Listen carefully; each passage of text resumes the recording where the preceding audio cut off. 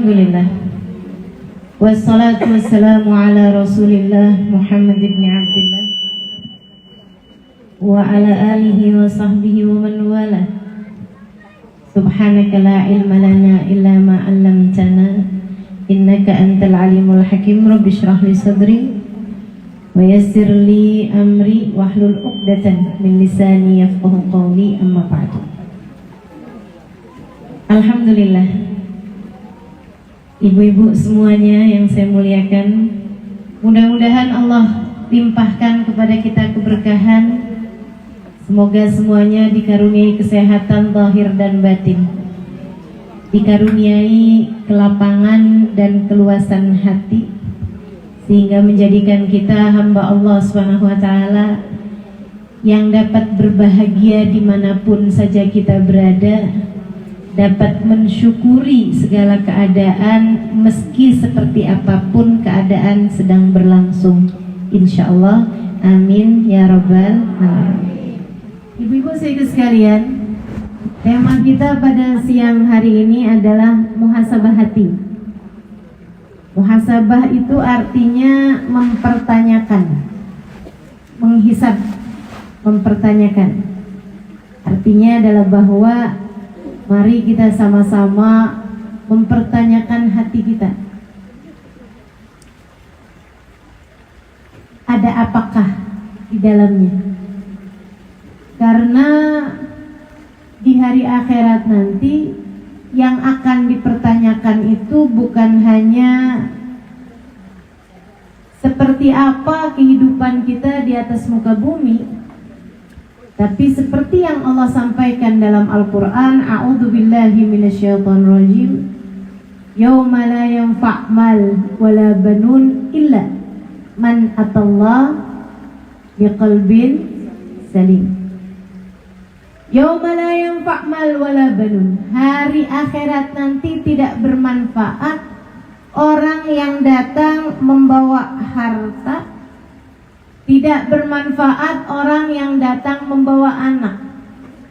Jadi tidak akan ada pertanyaan, Ibu Halimah, mobil kamu mereknya apa? Ada gelar apa di depan namamu? Pernah jadi menjabat sebagai apa di kota Solok misalnya gitu? Itu tidak akan menjadi pertanyaan di akhirat. Tidak bermanfaat orang datang membawa harta, tak pula bermanfaat orang yang datang membawa anak. Jadi nggak ditanya gitu, anak kamu berapa? Jadi apa aja anak-anaknya? Nah, itu tidak akan jadi pertanyaan. Yang bermanfaat bukan tidak jadi pertanyaan, artinya bukan standar ya. Akan ada pertanyaan dan penghisaban mengenai apapun yang Allah berikan di atas muka bumi ini. Akan tapi maksud saya, nilai seseorang di hari akhirat nanti tidak bergantung kepada banyaknya harta, tak pula bergantung kepada banyaknya anak yang dia punya, akan tetapi bergantung kepada man atallah biqalbin salim, yang selamat di hari akhirat, yang datang kepada Allah dengan membawa hati yang selamat. Maka mari masing-masing mempertanyakan hati ini. Gerangan apa dan siapa yang selama ini ada di hati kita? Apa yang menjadi prioritas kita selama ini di dalam hati kita? Gundahmu, takutmu, khawatirmu yang ada di dalam hatimu itu tentang apa? Inginmu, ambisimu, targetmu, tujuanmu yang ada di dalam hatimu, motivasimu selama ini apa? Karena memang yang jadi masalah itu hati kita. Para ulama selalu menyampaikan, kalau teman-teman baca kitab-kitab para ulama-ulama terdahulu, Imam Ghazali misalnya, al-madar kulul madar fi islahil qalb. Beliau mengatakan urusan segala urusan, sumber segala sumber, muara segala muara, pusat segala pusat, urusan manusia terletak pada hatinya. Nabi Muhammad bersabda dalam salah satu hadisnya, "Innallaha la yanzur ila suwarikum wala ila absyarikum, walakin yanzur ila qulubikum." Sesungguhnya Allah tidak melihat kepada badanmu, artinya tidak menjadi pusat pandangan Allah. Tidak melihat kepada badan kita, termasuk keberadaan kita di sini. Badan kita ini tidak terlalu menjadi perhatian Allah. Walakin yanzur ila qulubikum, akan tetapi yang Allah lihat adalah hati kalian. Maka yang ada di atas sawah solok, tapi hatinya sedang ada di dapur rumahnya, saya sarankan untuk pulang aja. Akan tetapi yang mungkin saat ini sedang mendengarkan live streaming di rumah-rumah mereka, ibu-ibu saudariku sekalian, yang mungkin saat ini sedang mendengarkan live streaming dari dapurnya, dia sedang goreng-goreng mungkin, sedang ngulek-ngulek mungkin, akan tetapi hatinya sedang di sini mendengarkan ucapan saya. Ini Allah memandangnya sedang menuntut ilmu dibandingkan dengan yang ada di sini, akan tetapi hatinya sedang di dapur. Al-madar kulul madar fil urusan segala urusan, masalah segala masalah bagi manusia ini adanya di dalam hati.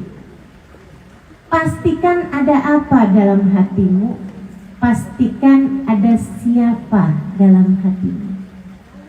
Kenapa gitu? Karena katanya Nabi Muhammad sallallahu alaihi wasallam, yuhsyarul mar'u ma'aman ahab. Orang di hari akhirat nanti bakal dikumpulkan dengan yang dia cinta. Yang dicinta itu siapa? Bukan yang paling dekat, belum tentu. Yang dicinta itu siapa yang ada di dalam hatimu. Hati kamu nih, cintanya sama siapa? Senangnya kalau ketemu sama siapa? Siapa yang senantiasa kamu ingat-ingat, kamu rindukan? Jika di dalam hatimu kamu punya cinta kepada Nabi Muhammad, kamu punya cinta kepada orang-orang soleh, maka di hari akhirat nanti besar kemungkinan kamu akan digiring di belakang mereka. Namun jika di dalam hatimu memiliki rasa cinta yang besar kepada, mohon maaf, artis-artis yang bahkan agamanya tidak jelas, artis yang agamanya tidak jelas, atau kepada adik-adik zaman sekarang nih, banyak yang senangnya, cintanya sama pemain drama Korea misalnya, atau ibu-ibu nih mungkin senangnya sama ya Bu? Ikatan Cinta.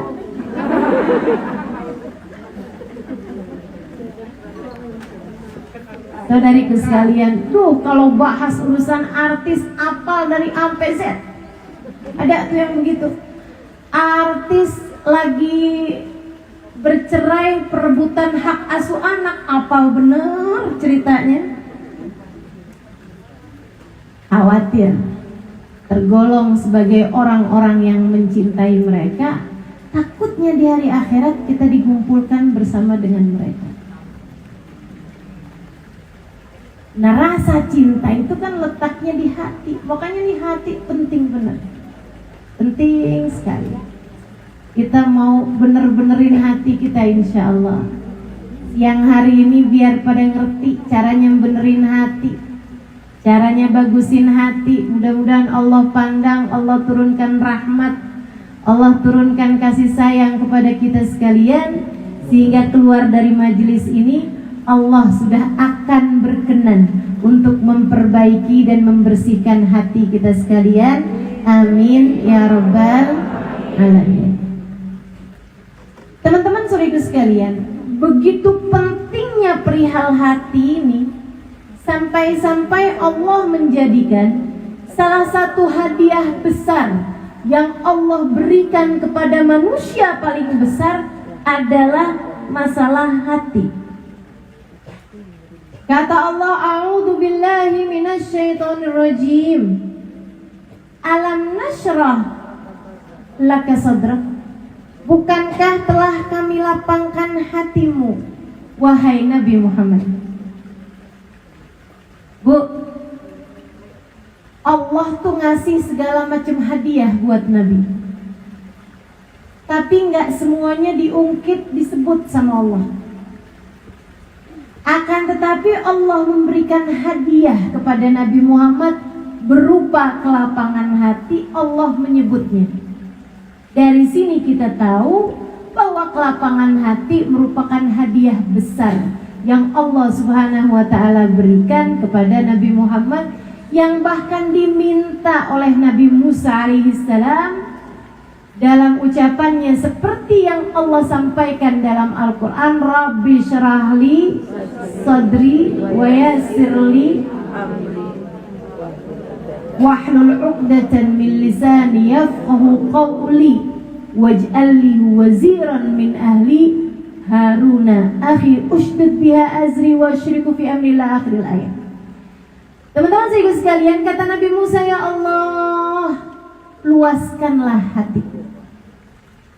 Nabi Musa minta. Nabi Musa nggak minta, ya Allah, luaskan rumahku, luaskan tanah yang aku punya. Bahkan Nabi Musa nggak minta, ya Allah, luaskanlah daerah kepemimpinanku. Nggak minta. Nabi Musa mintanya langsung kepada sumbernya. Rabbi syrahli, lapangkan hatiku ya. Karena Bu, begitu hati lapang, rumah sempit serasa taman berbunga. Rumah sempit berasa lapang kalau hatinya lapang. Tapi begitu hati orang sumpek, hati orang sempit, ya kan, rumah seluas apapun berasa seperti berada dalam penjara. Iya Pak ya? Iya. Tuh, istrinya orang kaya, tapi dia lihat suaminya main sana main sini, hatinya kemana-mana, sholat enggak, ibadah enggak. Kalau lagi dalam keadaan sumpek seperti itu, rumah besar seperti apapun rasanya seperti berada dalam penjara. Tapi meskipun rumah sempit, suami cinta, anak hormat, sore-sore duduk di serambi rumah, minum teh sama pisang goreng, sambil cerita-cerita anak sudah hatam Quran, yang satu sudah tiap hari baca sholawat sekian. Masya Allah, Masya Allah. Rasanya meskipun rumah sesempit apapun berasa begitu lapang karena kelapangan hati. Makanya segala masalah letaknya di hati. Karena itu Nabi Musa mintanya Rabbi syrahli sadri, lapangkan hatiku ya Allah. Karena kalau udah hati lapang, semuanya berasa lapang. Enak semua Bu kalau hatiku lapang. Masalahnya adanya di hati. Hatimu sempit ya Allah, udah deh tuh siksaan paling besar. Makanya Allah sebut Nabi Muhammad ketika dikaruniai kelapangan hati, Allah mengungkitnya, Allah menyebutnya. Kata Allah, alam nashrah laka sadrak, bukankah telah kami lapangkan hatimu, wahai Nabi Muhammad. Nih Bu, biar ibu-ibu gampang mikirnya, saya kasih permisalan. Ibu nih kalau dikasih permisalan gampang nih. Ini Bu ya, yang gampang aja dah. Ini apa Bu? Gelas. Kalau saya kasih isi air, gitu kan, sampai airnya penuh segelas ini. Tahu-tahu lagi saya ngobrol-ngobrol, nggak ngobrol ya ini ya. Lagi saya bicara-bicara begini nih, tahu-tahu ada cicak nih Bu nih, menjatuhkan kotorannya, tepat masuk di air gelas ini.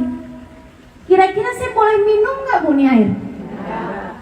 Ayo saya tanya orang Solo, boleh minum? Mungkin ada di sini yang mau minum? Kenapa? Kenapa? Najis, betul. Dan juga menjijikkan, kan begitu ya? Jijik, menajis gitu. Gak mau minum Ibu. Tapi ada orang di Solok sini punya bak kamar mandi yang cukup besar, lebih dari 2 kula. Nah, Ibu tahu gak? Ukuran air 2 kula. Kalau banyak gitu dalam hukum fikih 2 kula, ya. Itu Ibu saudaraku sekalian, kalau orang punya bak kamar mandi, tahu bak kamar mandi? Kalau dia punya cukup besar, kejatuhan kotoran cicak, tapi tidak berubah baunya, warnanya, rasanya, boleh gak dipakai buat berwudu? Boleh. Nggak najis, walaupun ibu lihat di bawah situ tuh ada kotoran cicak, tapi airnya banyak, penuh, tidak berubah warnanya, rasanya, ataupun baunya. Bolehkah dipakai buat cuci baju? Boleh. Bolehkah dipakai buat berwudu? Boleh. Mandi boleh? Boleh. Bikin kopi? Kalau mau silahkan. Artinya hukumnya tidak najis, boleh dipakai. Tahu-tahu Bu, yang masuk bukan kotoran cicak, tapi tikus.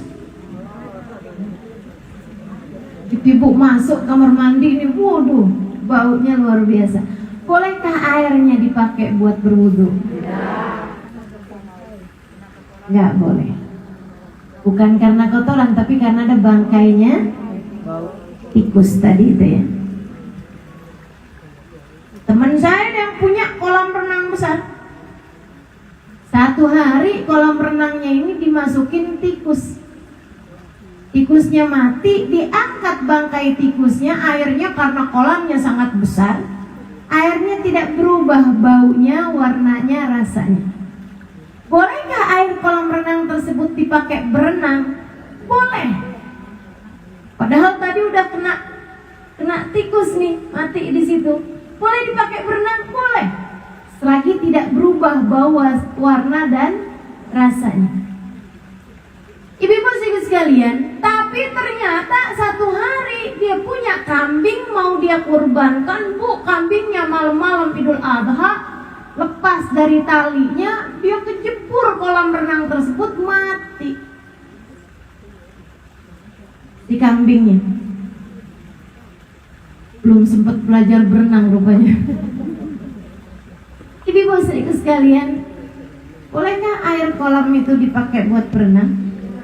Nggak boleh. Nggak boleh, karena baunya berubah, rasanya berubah, warnanya juga. Bu, sekarang Ibu bayangkan lautan. Bu, lautan kejatuhan kotoran cicak.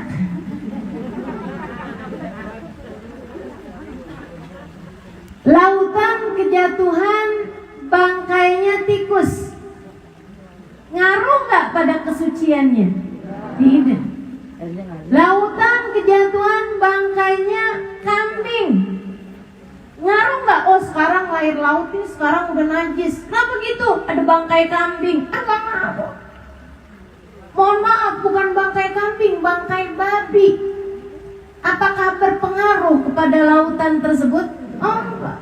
Bangkai manusia enggak ngaruh, ibu-ibu sekali. Bangkai, mohon maaf, bangkai babi satu kontainer. Apakah merubah hukum lautan menjadi najis? Tidak. Bu, mau lautan yang saya sampaikan, kolam renang yang saya sampaikan, bak kamar mandi yang saya sampaikan, ataupun gelas yang tadi saya sampaikan, sama-sama isinya air. Tapi yang satu baru kena kotoran cecek aja udah jadi najis. Yang lain jatuhan bangkai babi satu kontainer tetap suci juga. Apa bedanya? Yang satu luas, yang satu sempit.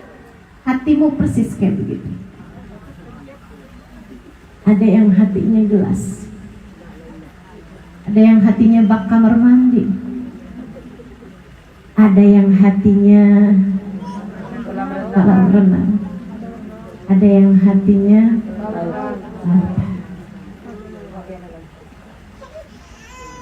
ada yang hatinya lautan, tak bergeming meski apapun datang dalam hidupnya, tetap tak dapat merusak kesucian hatinya dan kebersihan jiwanya. Makanya Allah bilang tentang Nabi Muhammad, alam nasyarah, bukankah telah kami lapangkan hatimu, wahai Nabi. Hati kita nih Bu, kalau udah lapang, lapangnya itu bisa lebih luas dari lautan, bahkan lebih luas dari bumi, bahkan kata Allah lebih luas dari langit. Allah bilang, Allah mengatakan dalam salah satu hadis qudsinya, lan yasa'ani ardi wala samai walakin yasa'ani qalbu 'abdiyal mu'min. Aku tidak muat di tempat sempit bumi, kata Allah. Ini bumi ini kata Allah sempit, aku gak muat di bumi. Aku tak muat di tempat sempit langit. Langit segini luasnya Allah bilang sempit. Sempit kata Allah, aku gak muat di sana. Lantas jika bumi langit ya Allah tidak dapat menampungmu karena semuanya sempit, tempat mana yang lebih luas daripada itu? Allah mengatakan, walakin yasa'ani qalbu 'abdiyal mu'min. Akan tetapi yang bisa menampung aku, yang bisa memuat aku adalah tempat luas tak terbatas, yaitu hati hambaku yang beriman. Hatimu, hatiku, hati kita, ketika ia telah berisi Allah, maka ia menjadi sangat luas, lebih luas daripada langit dan bumi. Padahal yang namanya bahagia letaknya di mana? Di hati. Yang namanya kecewa letaknya di mana? Di hati. Bu, kalau luas, rasa-rasa gitu tuh jadinya samar-samar aja. Kayak ada dulu seorang santri, seorang anak punya guru, selalu mengadu kepada gurunya berbagai macam urusan. Ntar dia ngadu sama gurunya, saya sedih banget tuh guru, saya habis dimarahin sama bapak saya.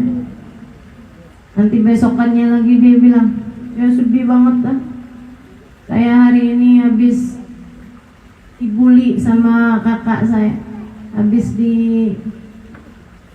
dibully, dirundung, dikata-katain sama kakak saya. Nanti besokannya lagi, saya lagi ada masalah sama teman saya. Selalu mengadu, curhat. Gurunya bilang, nak, besok kalau kemari, kalau kamu datang mengaji nih, bawalah ember, bawalah sendok, bawa garam. Si anak ini bingung, tapi dia ikut aja.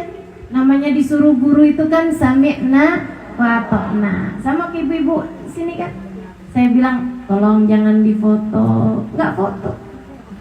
Tolong jangan di video, nggak video. Kenapa gitu? Disuruh guru sami'na, biar ilmu manfaat. Kalau diam-diam foto gimana? Ustadzahnya nggak tahu, ustadzahnya nggak tahu, Allah tahu.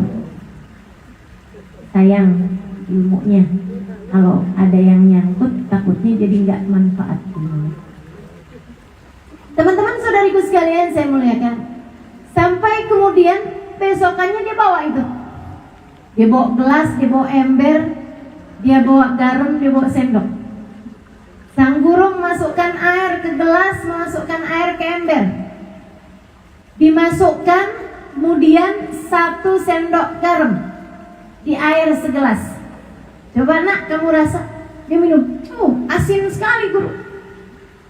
Sama gurunya dimasukkan lagi sesendok garam ke dalam ember. Aduk, coba kamu rasain. Asin sih tapi tidak terlalu. Sekarang yuk nak kita pergi ke danau. Dilemparkannya, pergi ke air sumber ya. Dilemparkannya 1 sendok garam. Kemudian diambil air sumber tersebut, coba nak kamu minum. Dia bilang sekarang nggak ada lagi rasa asin. Sang guru mengatakan, nak, ujian dalam hidupmu adalah sesendok garam. Ujian dalam hidup kita ini, Bu, sesendok garam. Kalau jatuhnya di hati yang sempit, ia menjadi terasa begitu menyiksa. Akan tetapi ketika jatuhnya di hati yang luas, seperti danau tadi ini, maka kemudian asinnya tidak akan lagi terasa. Jadi kalau ibu merasa ujian saya berat benar nih dalam hidup, tunggu dulu. Bisa jadi ujiannya sih nggak berat, hatimu yang kurang luas. Sebab ujian hanyalah sesendok garam. La yukallifullahu nafsan illa wus'aha. Allah tidak akan menguji seseorang di luar batas kemampuannya. Jadi kalau kamu merasa, duh sedihnya saya, duh beratnya hidup saya, duh susahnya saya, coba dulu ditengok. Mungkin sebenarnya bukan begitu berat ujianmu, tapi tempat yang menampungnya kurang luas. Orang yang hatinya luas, Masya Allah, nih saya mau cerita. Orang kalau hatinya luas, Bu, Sayyidina Hasan bin Ali bin Abi Thalib. Siapa itu? Cucu Nabi Muhammad sallallahu alaihi wa ala alihi wasallam. Diracun. Beliau itu meninggalnya diracun, Bu. Jadi yang meracun gubernur Madinah. Gubernurnya Madinah nih merasa kalau Hasan masih hidup nih, orang gak akan dengar saya. Warga Madinah akan lebih cenderung kepada Hasan, tidak mendengarkan saya. Rasa cinta terhadap jabatan membuat dia kemudian pasang orang, dia bayar orang kerja di tempatnya Sayyidina Hasan. Hingga satu hari dia taruh racun di minuman Sayyidina Hasan. Sayyidina Hasan pagi hari minum minuman tersebut, kemudian jatuh kritis.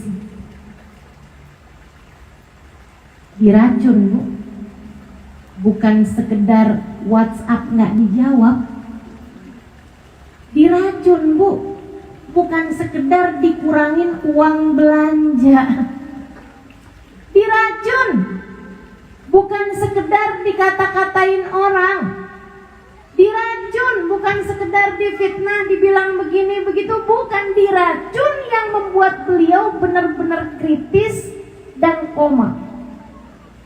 Ini maksud saya ujian besar dalam hidupnya. Kalau ujian kita kan palingan kita senyum sama orang, dia nggak jawab senyum kita, kan begitu. Apa sih ujian kita dibandingkan dengan ujian Sayyidina Hasan? Tapi lihat bagaimana hati menghadapinya. Di saat beliau dalam keadaan koma, sudah hampir mendekati kritis, maksud saya, sudah hampir mendekati saat-saat kematiannya, dikumpulkanlah keluarganya termasuk adiknya Husain. Sayyidina Hasan memberi isyarat dengan matanya karena badan udah gak kuat, tangan gerak udah gak bisa. Hanya bisa memberi isyarat kepada adiknya Husain untuk mendekat. Sayyidina Husain pun mendekat. Beliau rupanya mau bicara Sayyidina Hasan. Suaranya sudah tidak bisa kencang, hanya bisik-bisik aja. Jadi Sayyidina Husain mendekatkan telinganya ke mulut Sayyidina Hasan dan apa katanya? Ya Husain, inni araftu man fa'ala hadha. Wahai Husain, saya tahu siapa yang telah berbuat ini kepada saya. Jika satu hari nanti kamu mengetahuinya, faballigh minni salam, sampaikan salamku padanya. Katakan padanya, aku sudah memaafkan dia.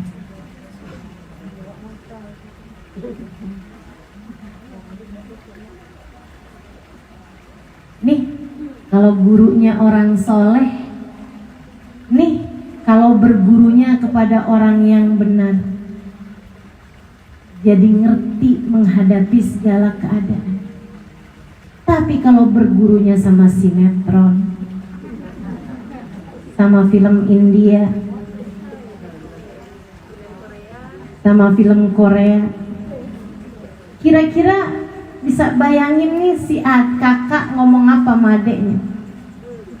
Yang berbuat ini adalah dia ini gubernur.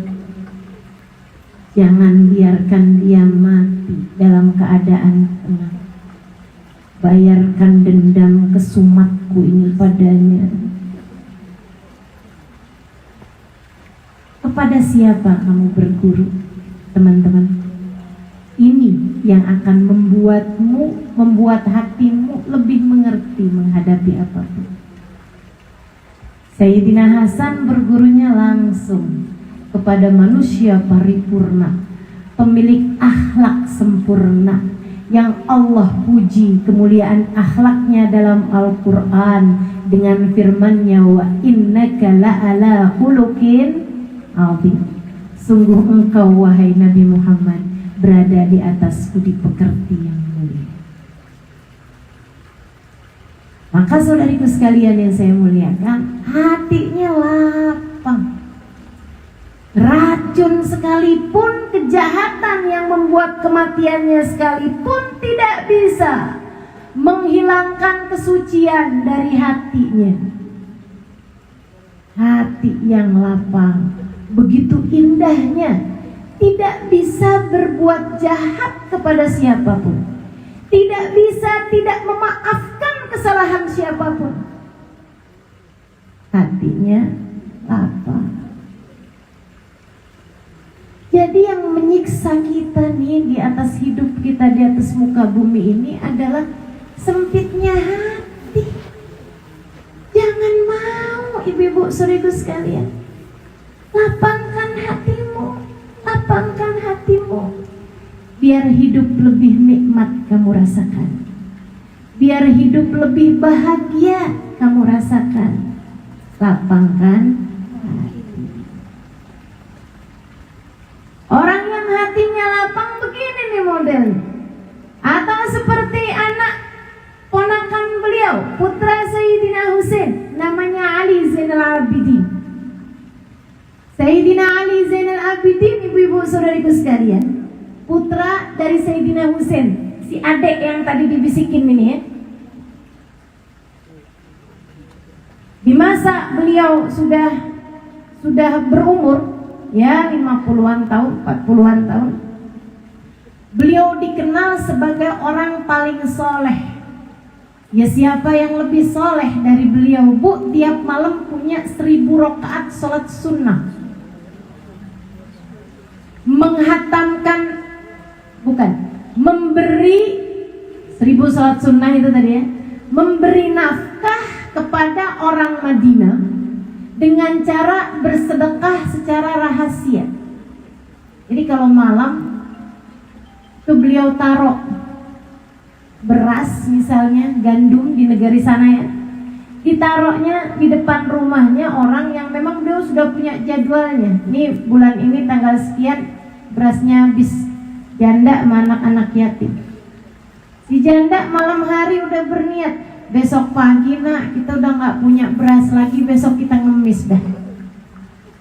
Pagi-pagi hari mau ngemis, ada gandum depan rumah 1 karung bersama dengan makanan yang lain, tambah uangnya juga di situ untuk beli lauk pauk. Gak jadi ngemis.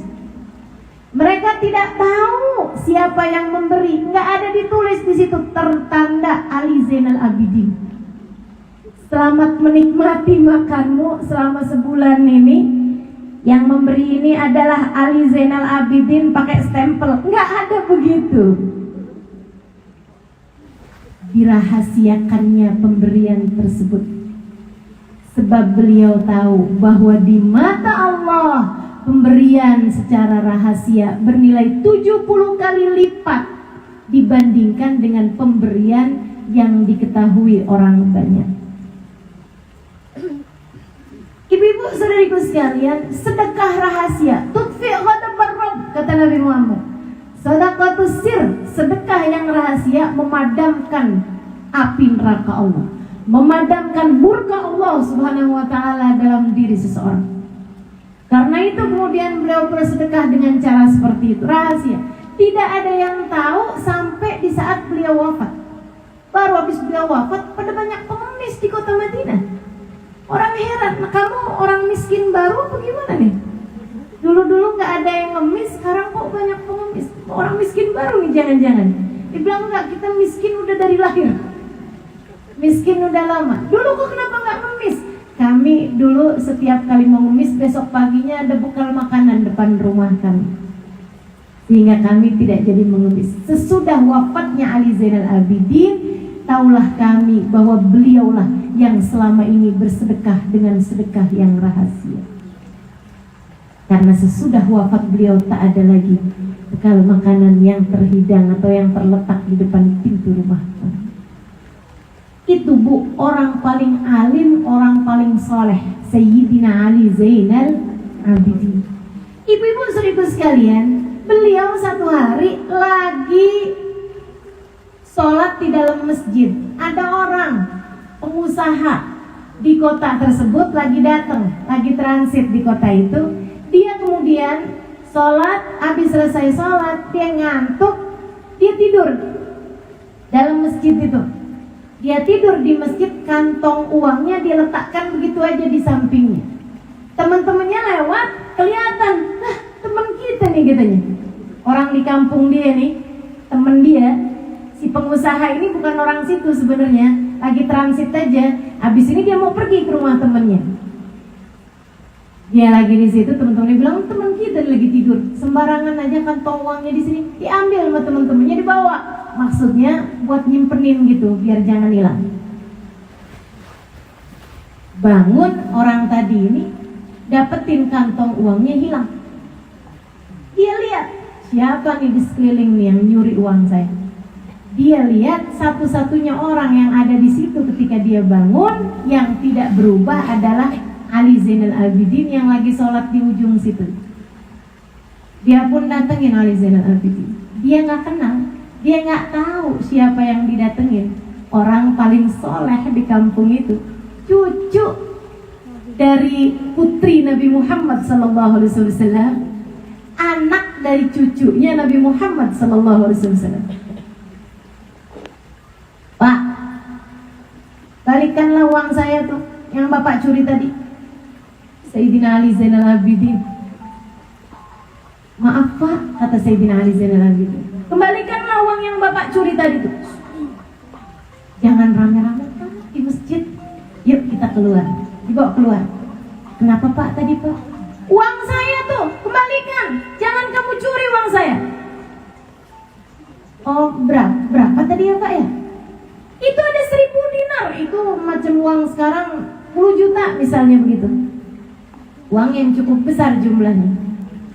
Oh udah pak, jangan rame-rame pak, jangan buka aibnya orang Islam. Karena yang ada di dalam masjid kan mesti orang Islam. Mari pak, yuk ke rumah saya gantikan. Jadi dikirain sama si orang ini tadi, Sayyidina Ali Zainal Abidin memang betul-betul mencuri, tapi mau dibalikin. Lagian siapa orangnya? Dituduh nyuri nggak nyuri tapi balikin. Jadi beliau pun ikut dengan Ali Zainal Abidin. Dari rumahnya Sayyidina Ali Zainal Abidin mengeluarkan uang senilai segitu, 10 juta itu, diserahkannya kepada orang ini. Silakan Pak pedagang ini. Dia bilang, "Deh Pak ya, jangan sebut-sebut aib orang besar." Dia bilang, "Wah udah nyuri aja pakai nasihat-nasihatin saya." Dia kemudian berangkat ke rumah temennya yang tadi itu. Begitu nyampe di rumah temennya bilang, "Nih uang kamu nih, sembarangan aja kamu taruh. Nih saya simpenin tadi, kamu mesti terima kasih mas." "Oh jadi kamu yang naruh duit saya, ngambil duit saya?" Dia bilang, "Bukannya ngambil, kita simpenin, kamu sembarangan aja naruh duitnya." Ya Allah, terus siapa tuh tadi yang gak nyuri duit saya tapi dibalikin? Maksud kamu gimana? Iya tadi begitu saya bangun tidur, duit saya gak ada, saya tuduh seorang ada di masjid. Dia bilang katanya jangan bongkar-bongkar aib orang Pak. Dibalikin duitnya, saya kira dia yang nyuri. Kayak apa orang diceritain ciri-cirinya, di mana rumahnya, di sebelah sana. Astagfirullah, astagfirullah. Kamu telah menuduh mencuri cucu Nabi Muhammad sallallahu alaihi wasallam. Astagfirullah, astagfirullah. Jadi itu cucu Nabi.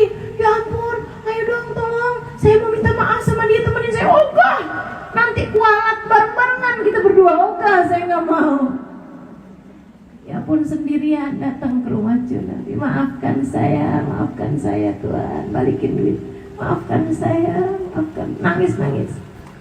Sayyidina Ali Zainal Abidin bilang, "Saya sudah memaafkanmu dari tadi." Dikembalikan uangnya, kata Sayyidina Ali, "Nahnu gom idza nu'ti lam nastaridda." Kami adalah orang-orang yang kalau sudah memberi tidak akan pernah kami ambil kembali. Ambillah itu sebagai hadiah untukmu. Hati yang luas, hati yang lapang. Begitu modelnya. Bagaimana hatimu? Sudah seluas apakah? Kira-kira kalau ada ukurannya nih, ukuran apa nih kira-kira? Gelas, bak, kolam renang, lautan,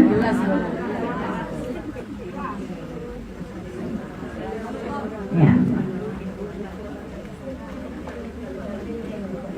Pengen melapangkan hati? Pengen meluaskan hati? Caranya gimana? Kalau orang bilang luaskan dapurmu, kita masih kebayang caranya.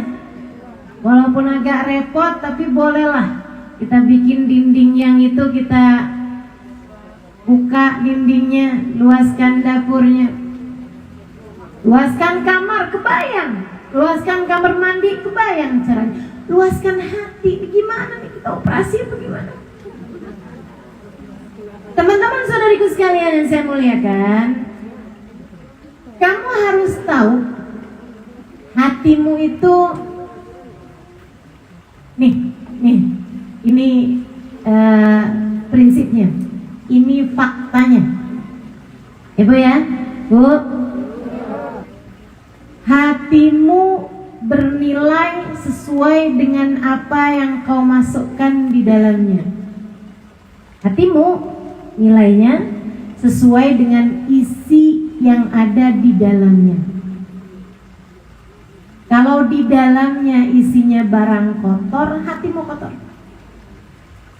Kalau di dalam hatimu berisi kebencian, hatimu kotor.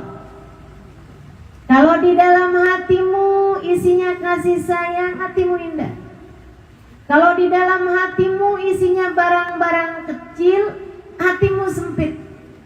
Kalau di dalam hatimu berisi sesuatu yang besar, berisi yang besar, maka hatimu akan besar.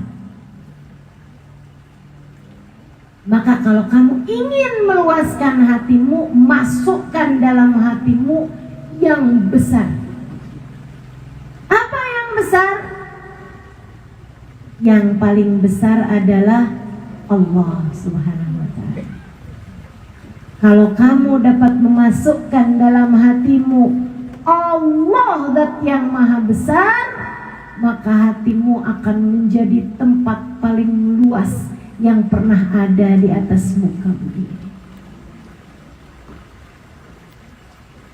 Jadi luaskan hati, hadirkan Allah dalam hidupmu. Makanya Nabi ngajarin kita dari yang paling mudah, bangun tidur, jangan langsung ngecek saldo ATM. Nabi mengajarkan begitu bangun tidur suruh langsung ingat sama Allah dengan berkata apa Bu kalau bangun tidur? Alhamdulillahilladzi at'amani wa saqani wa ja'alani minal muslimin. Doa habis minum tadi itu. Alhamdulillahilladzi ja'ala hadzal ma' hadban furatan bi fadlihi wa lam yaj'alni milhan ujajan fi dhunubina. Doa habis minum juga. Kalau doa bangun tidur bacanya alhamdulillahilladzi ahyana ba'dama amatana wa ilaihin nusyur.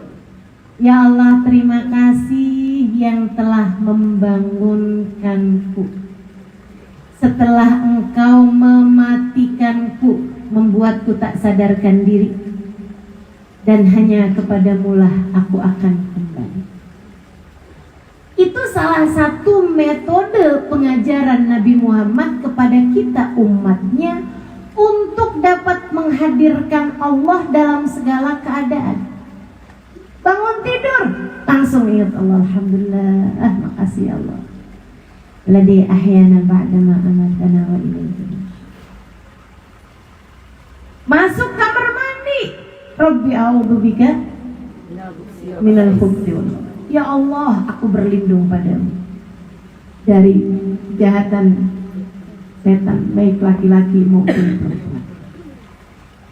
Nah ini kan dari sini kita tahu bahwasanya Nabi Muhammad mengajarkan doa-doa harian tuh Bu, untuk membuat hati kita senantiasa mengingat Allah SWT. Habis mohon maaf, habis kencing, habis buang hajat, alhamdulillahilladzi adhaba anni ma yu'dini wa yabqa fiyya ma yanfa'uni. Ya Allah, terima kasih yang telah menghilangkan kotoran-kotoran dari perutku yang dapat membahayakanku jika Engkau tetapkan, dan menetapkan dalam perutku yang bermanfaat bagi tubuhku. Doa-doa Nabi Muhammad indah luar biasa, Masya Allah. Belum lagi kamu wudhu, habis keluar dari kamar mandi pun baca doanya. Kemudian sudah itu kamu sholat, kan begitu ya?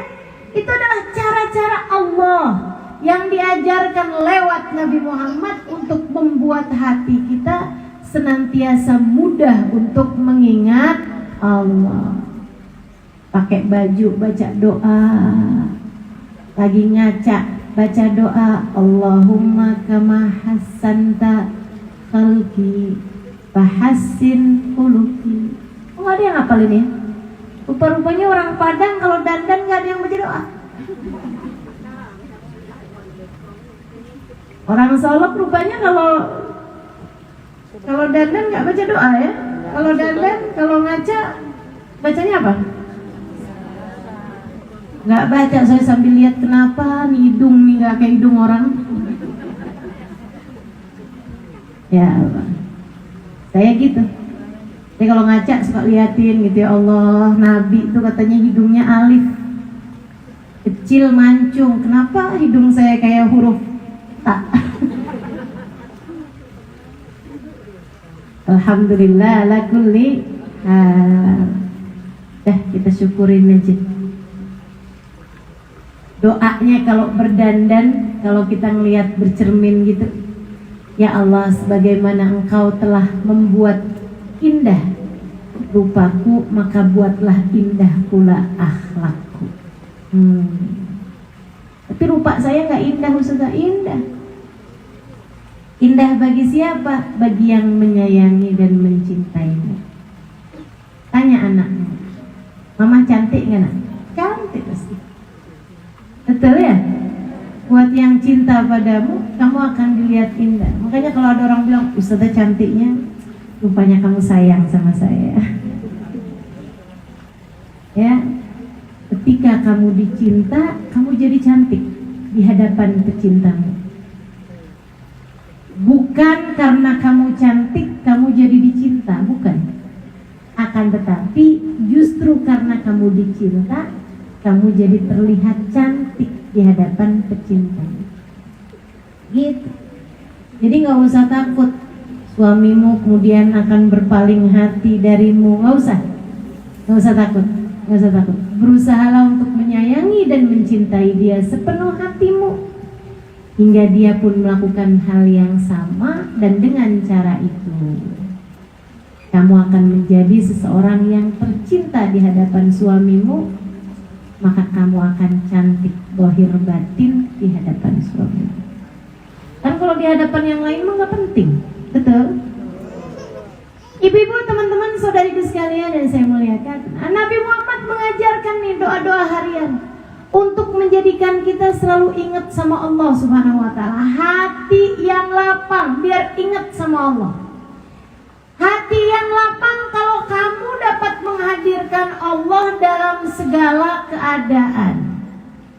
Lagi dibenci sama orang, ada orang benci kamu, kamu mesti ingat bahwasanya tidak ada sesuatu terjadi kecuali dengan izin Allah. Nggak ada bu, nggak ada apapun bisa terjadi tanpa seizin Allah. Dan ibu juga harus tahu, Allah tuh kalau ngasih kepada kita apapun tuh bu, itu yang terbaik. Meskipun akalmu kadang-kadang tidak cukup menangkap hikmah di sebaliknya. Kayak sekarang nih, lagi ada COVID. Apa kebaikannya? Kok gak enak banget hidup sekarang ya, di masa-masa pandemi seperti ini? Oh, tentu banyak kebaikannya. Sebab Allah ketika menentukan sesuatu itu adalah yang terbaik. Apa kebaikannya? Bisa lebih banyak waktu kumpul sama anak. Betul gak?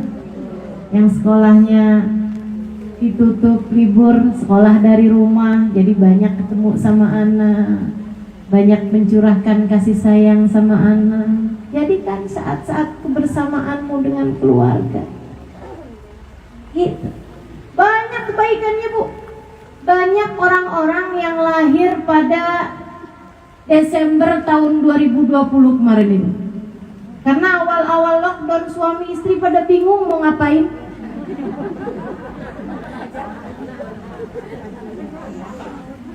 Akhirnya ya udah deh, biar ada kerjaan yuk katanya.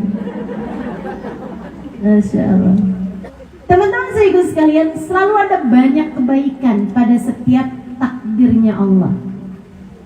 Karenanya dalam segala apapun yang terjadi, ingatlah pengendalinya, pengaturnya adalah Allah. Saya mau cerita nih. Ada dulu seorang pemuda disayangin sama seorang raja, sehingga raja ini kalau pergi kemana-mana yang diajak pemuda ini. Sampai bikin hasut para menteri, bikin hasut para jenderal, ini bukan siapa-siapa, tapi selalu aja deket sama raja, diajakin aja sama raja. Raja ini seneng sama pemuda ini, karena pemuda ini bu hatinya lapang. Pemuda ini mudah untuk tersenyum dalam segala keadaan apapun, dan dia selalu berkata kullu khair. Artinya betul, semuanya bagus. Kullu khair, semuanya indah, semuanya dari Allah, semuanya indah. Kullu minallah kullu khair, semua dari Allah adalah indah. Jadi raja ini senang karena selalu diingatkan, tenang raja, kullu khair. Gitu. Satu hari raja mengajaknya pergi berburu, sampai kemudian masuk hutan. Cuman kali ini ibu seribu sekalian berburunya agak jauhan. Saat lagi berburu ini, kan orang berburu kan nggak berdua-duaan gitu kan, jauh-jauhan. Jadi dia di mana gitu. Si pemuda sama raja ini. Si pemuda ini dia kemudian melihat ada sesuatu yang bergerak-gerak, dia lemparkan anak panahnya kepada sesuatu yang bergerak itu. Dia kirain kijang, dia kirain binatang buruan, ternyata tangannya raja yang kena. Ternyata yang bergerak itu raja, tangannya raja kena, satu jarinya terputus. Rajanya marah, berteriak. Dia sampai, wah Tuan Raja, maafkan saya Tuan Raja, saya kira ini binatang buruan tadi Tuan Raja, maafkan saya. Wah, rajanya teriak. Kemudian dia bilang, maafkan saya Tuan Raja, tapi kullu khair. Kata raja, kullu khair dari mana kamu? Jari saya putus, kamu bilang kullu khair. Gak ada ceritanya. Pulang kemudian si pemuda ini dipenjarakan. Tapi namanya orang hatinya lapang. Begitu dia tahu dia dipenjara, kullu khair.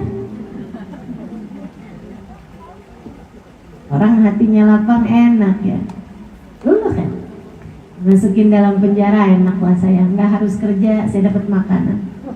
Ibadah aja dah sama Allah.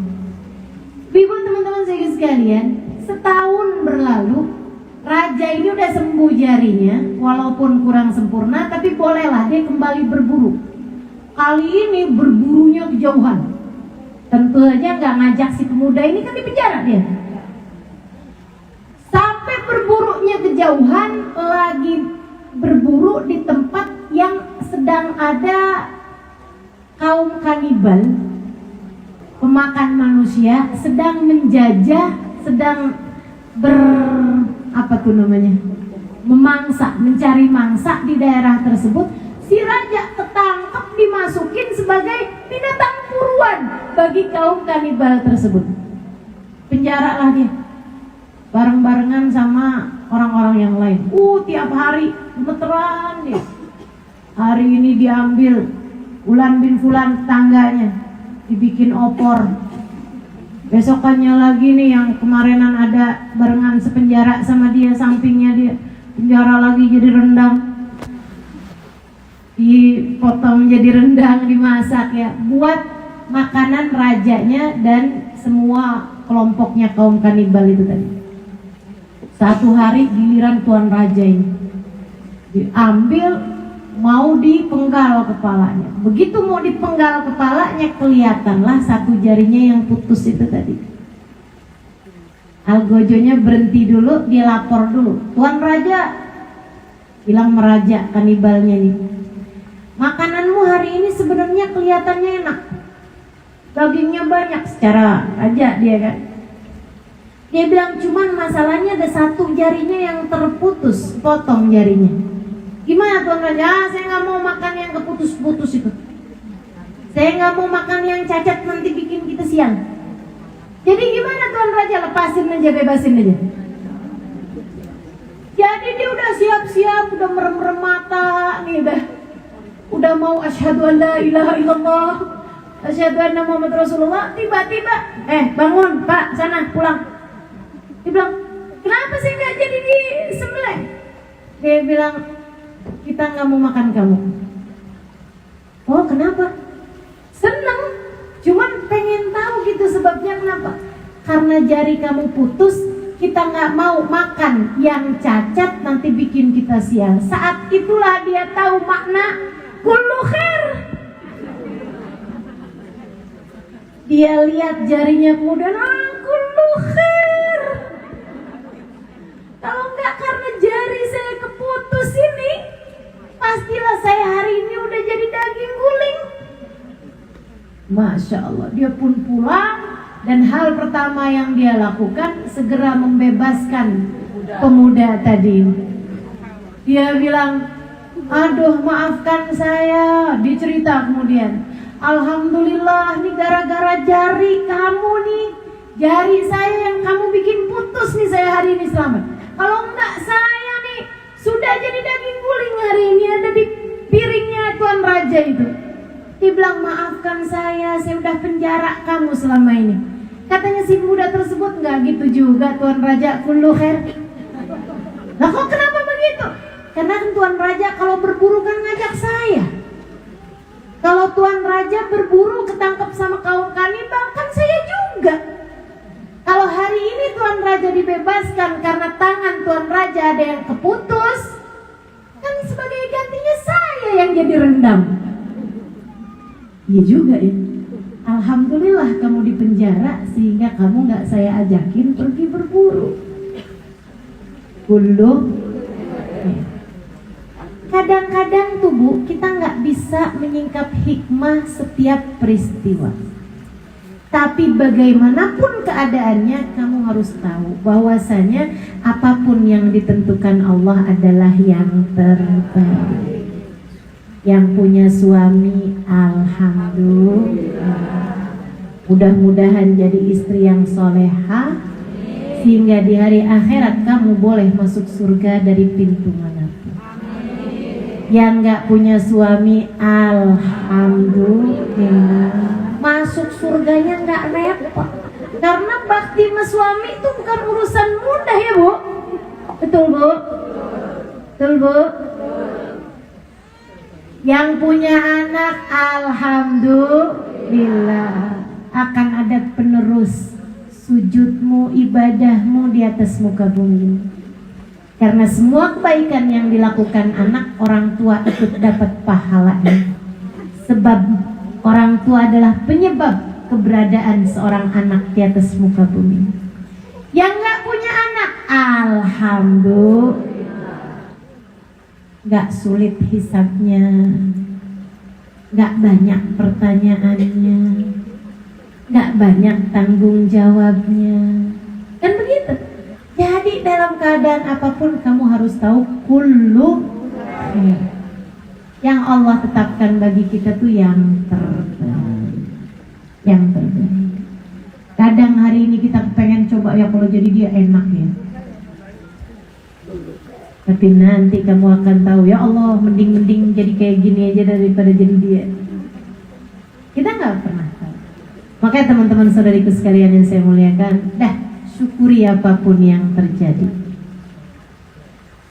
Orang yang hatinya lapang akan melihat bahwa semua manusia adalah hambanya Allah. Nih kalau kamu pengen hatimu lapang, yang pertama tadi, hadirkan Allah dalam segala keadaan. Bangun tidur ingat Allah, makan ingat Allah. Kita bilang Allahumma barik lana fima razaqtana wa qina adzabannar. Habis selesai makan, alhamdulillahilladzi at'amani saqani min ghairi haulin minni wa la quwwah. Makasih ya Allah udah dihidangkan makanan. Makasih ya Allah. Senantiasa ingat Allah SWT. Nih Bu, Dek, Uni, menghadirkan Allah dalam segala keadaan. Yang kedua, kalau kamu ingin hatimu lapang, segera ingat Allah dalam setiap peristiwa. Ada peristiwa kejadian apa aja, dah gak usah ingat yang lain-lain, langsung ingat Allah SWT. Dapat ujian, kita langsung bilang inna lillahi wa inna ilaihi. Semua punyanya Allah, dan hanya kepada Allah lah semuanya akan kembali. Nabi Muhammad tuh sendal punya cuman itunya, cuman satu itu aja, sepasang sendal itu aja yang dipunya sama Nabi. Bukan kayak kita yang sendalnya banyak gitu.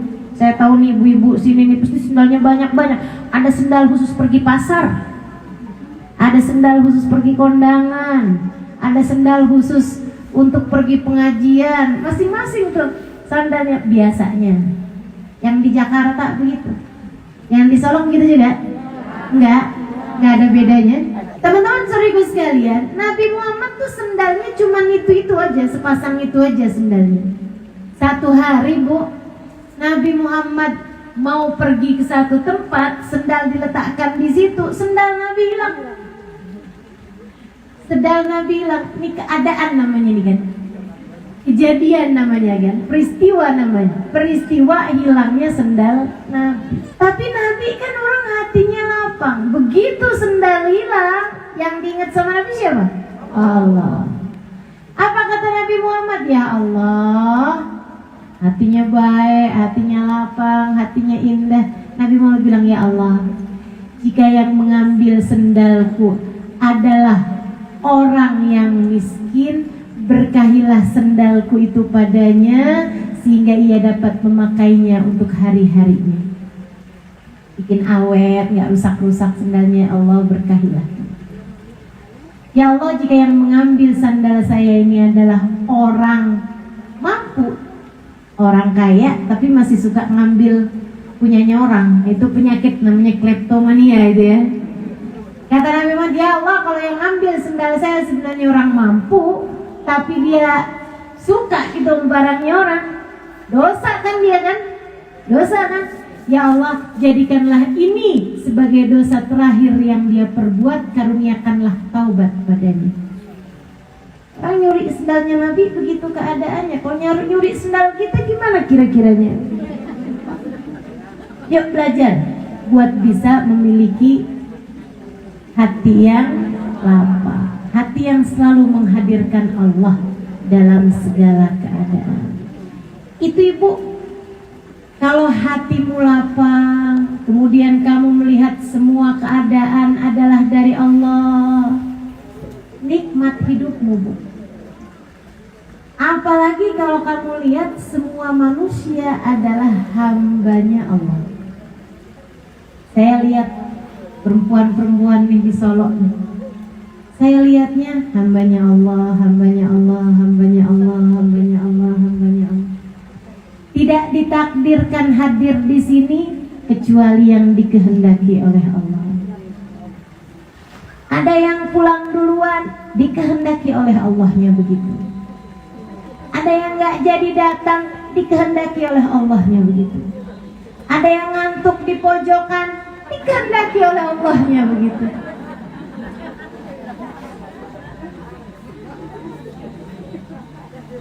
Maka lihat semua orang, bawaan saya lucu aja, buat saya bagus aja semuanya. Kan begitu ya bu ya? Nggak sakit hati saya. Waduh, kenapa tuh ada yang tidur tuh? Dia tidak menghargai saya. Nggak ada urusan buat saya. Semuanya adalah apa yang ditetapkan oleh Allah Subhanahu wa ta'ala. Melihat manusia sebagai hambanya Allah, jadinya nggak gampang suudzon, bu. Jadinya tidak gampang suudzon, nggak gampang berburuk sangka. Kamu hanya dipinjam rahimmu 9 bulan, segitupun Allah menghargaimu dengan cara berpesan kepada anakmu untuk berbakti padamu.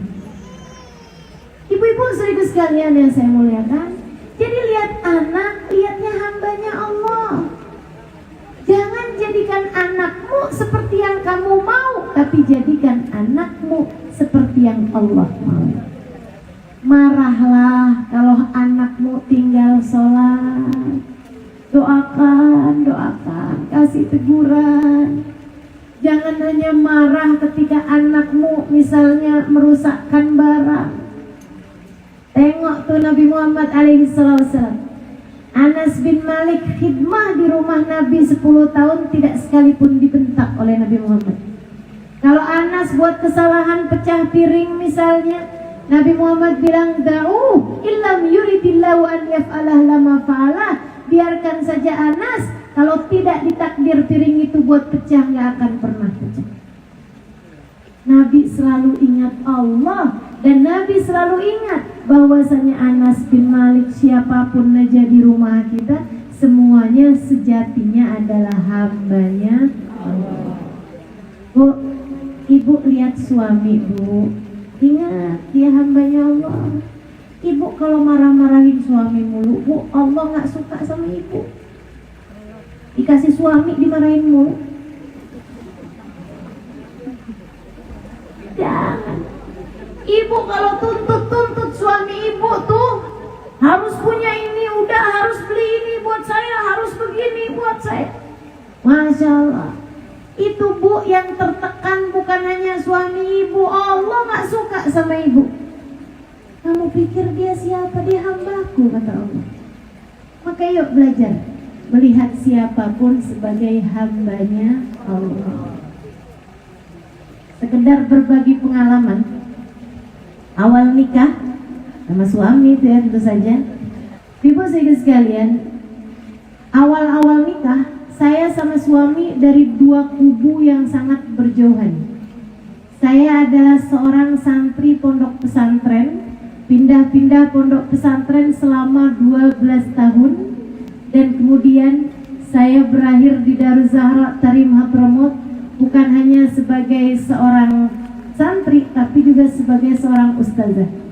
Jadi saya tuh ngajar pertama kali malah jalan dalam bahasa Arab di negaranya orang, mengajar fikih 4 madhab di kota Tarim Hadramaut, Yaman. Ibu-ibu sekalian, saya pulang dari pondok pesantren, saya dikawinkan sama laki-laki ini. Suami saya bukan ustadz, bukan dai, bukan anak pesantren. Dia nggak pernah masuk pesantren, bahkan pesantren silat sekalipun nggak pernah. Dia pengusaha. Ibu-ibu sekalian, kebayang seperti apa rumah tangga yang kedua personilnya suami istri ini dari latar belakang yang sangat berbeda, sehingga akhirnya banyak percekcokan dalam rumah tangga pada awalnya. Saya lihat suami saya, ya Allah, ini orang kenapa begini. Suami saya juga lihat saya, astagfirullah.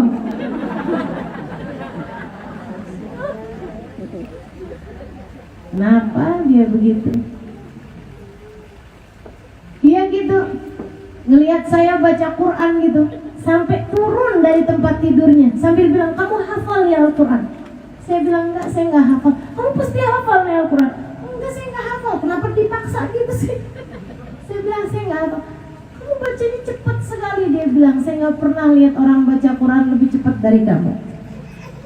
Dia tutupin Al-Qurannya, saya tetap bisa baca juga, karena yang dia tutupin bukan yang sedang saya baca.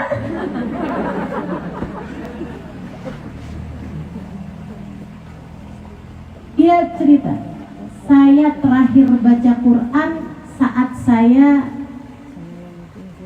SMA. SMA itu kan sekitar umur 17 tahun. Dia waktu menikah sama saya usianya 37 tahun. Berbeda hafal Al-Quran. Sebab Al-Quran itu maknanya jauh lebih dalam daripada penghafalannya.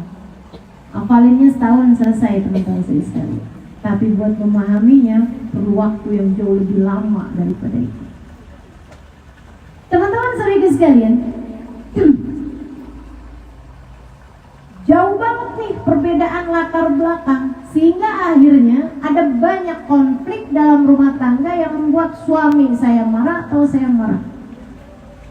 Kalau dia marah, pertamanya dulu, kalau dia marah, saya lebih marah lagi. Saya pikir emang yang bisa marah dia aja, saya juga bisa.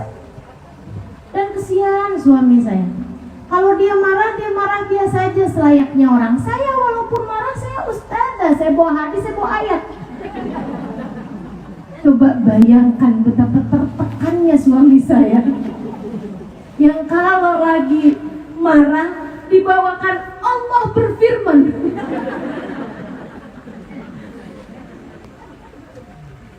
Itu ada ayatnya Kak, saya bilang. Masya Allah. Ternyata dia marah, saya marah. Ya Allah, rasanya rumah tangga seperti neraka. Kan begitu? Panas. Dia panas, saya panas gitu hati saya. Kesian dia tertekan, kesian lagi saya. Habisnya dia marah, dia keluar rumah. Saya habis itu punya jadwal mengajar. Pergilah saya mengajar. Begitu saya mengajar, saya tanya hadisnya sampai nomor berapa? Nomor yang ini Ustazah. Saya baca hadisnya, seorang istri yang suaminya sedang dalam keadaan marah, kalau dia tidur di waktu malam, la'anathal malaika hatta tusbih, dilaknat malaikat sampai pagi hari. Ya Allah, gemetar saya.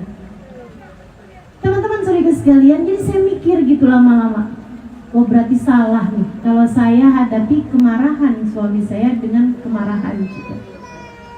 Saya jadi mikir, kalau gitu mulai sekarang kalau suami saya marah saya mau diem aja. Jadi di saat suami saya lagi marah, saya diem aja. Suami saya bilang, kamu kenapa diem aja? Dia semakin marah, kenapa kamu diam? Saya bilang, saya jawab salah, saya diam salah. Dia bilang, karena walaupun mulut kamu diam, tapi kelihatan dari muka kamu tuh semuanya ketidaksetujuan. Lama-lama saya pikir-pikir gitu. Saya kepikir satu hal. Suami saya itu kan hambanya Allah. Tidak ada yang keluar dari lisannya kecuali juga dari Allah. Saya kemudian mikir gitu, ya Allah, saya nih setiap hari, hampir setiap hari mengajar di mana-mana bercerita tentang Allah. Kayak sekarang kan saya lagi cerita tentang Allah. Tapi bagaimana cara Allah menegur saya kalau tidak lewat lisan orang-orang yang mencintai dan dekat dengan saya? Berarti mungkin yang ditegur suami saya adalah pesan-pesan yang Allah hendak sampaikan kepada saya. Jadi begitu saya ingat itu, saya tanamkan dalam pikiran saya. Satu hari suami saya tegur saya, dia marah, kamu tuh kenapa sih begini-begini? Saya bilang, iya benar ya Allah, benar banget. Kamu nih kadang-kadang suka nggak perhatian loh dek. Ya Allah, iya itu dia tuh permasalahan saya tuh. Kamu tuh apa-apa mesti perhatian. Benar, saya akan belajar mulai hari ini. Saya akan lebih perhatian lagi, maafkan saya. Dia bilang, ya udah kalau gitu. Segitu doang. Ketika kita ingat bahwa setiap manusia adalah hambanya Allah, hati kita akan jauh lebih damai. Kita akan merasakan hati kita semakin hari semakin luas, semakin luas, semakin luas. Tidak mudah merasa tersakiti, apalagi merasa terbolimi. Wah nih, ada tuh kan orang yang dikit-dikit merasa terbolimi. Saya adalah orang paling terbolimi. Saya paling merana sedunia. Tidak ada yang mau mengurusi saya. Saya punya suami buka cabang, hatinya buka cabang. Saya punya anak gak dengerin saya punya saudara gak peduli sama saya. Allah, saya adalah orang paling menderita di atas muka bumi ini. Aduh bu. Bukan masalah pada permasalahannya, masalahnya adalah hati kamu kurang luas.